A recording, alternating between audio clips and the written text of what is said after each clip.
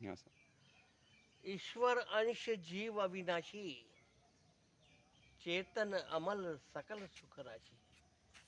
हर जीव ईश्वर का अंश है, इसलिए ईश्वर ने उसे निर्मित किया है तो उसे पात्रता भी दी है। पर किसमें कितनी पात्रता है, ये उसके स्वयं के विवेक पर और उसके समय स्वयं के पुरुषार्थ के ऊपर निर्भर करता है कि वह कितना पात्र है। एक गुरुकुल में कितने ही बटुक पढ़ते हैं, परंतु एक विद्यालय में कितने ही छात्र पढ़ते हैं, परंतु कोई तो कलेक्टर बन जाता है और कोई चपरासी ही बन पाता है। तो किसमें कितनी पात्रता थी और कितना बड़ा उसके पास पात्र था जिससे उसने विद्या का संग्रहण किया और उसके कारण वो आगे बढ़ा या नहीं बढ़ पाया।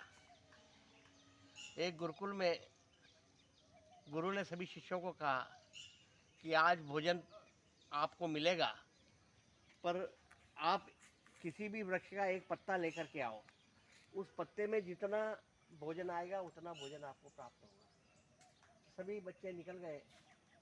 एक आलसी बच्चा था तो उसको सबसे पहले इमली का पेड़ मिला, तो उसने इमली की एक पत्ती तोड़ ली और वो लेके गया। तो गुरु ने कहा कि इसके ऊपर सिर्फ एक चावल का दाना आ सकता है, इमली के पत्ते पे चावल का एक दाना आ सकता है।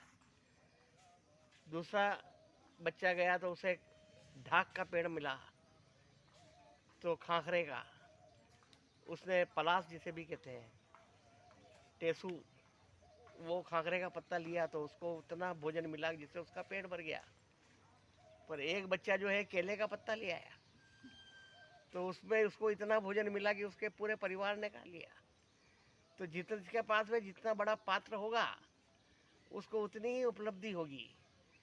ये ज्ञान बहुत बड़ा समुद्र है, और इसे हम लेने के लिए जाएंगे तो हमारे पास में पात्र कैसा होना चाहिए।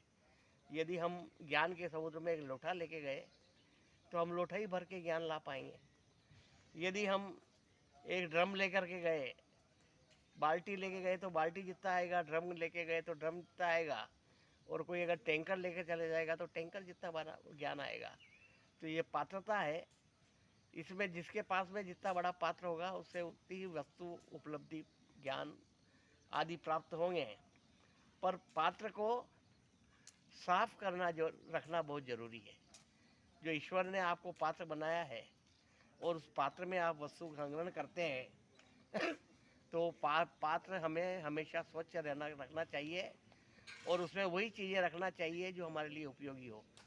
उस पात्र में हमने ईर्ष्या, द्वेष, कलह आदि के, चिंता, अवसाद के, तनाव के कंकड़ पत्थर भर लिए और उसको पूरा भर लिया। अब उसके अंदर शांति, समृद्धि, सुख, संतोष के लिए स्थान ही नहीं है। तो हमारे पात्र में हमें ऐसी चीज़ें नहीं भरना है हमारे लिए जो उपयोगी हो, और उस पात्र को हमेशा साफ करते रहना चाहिए।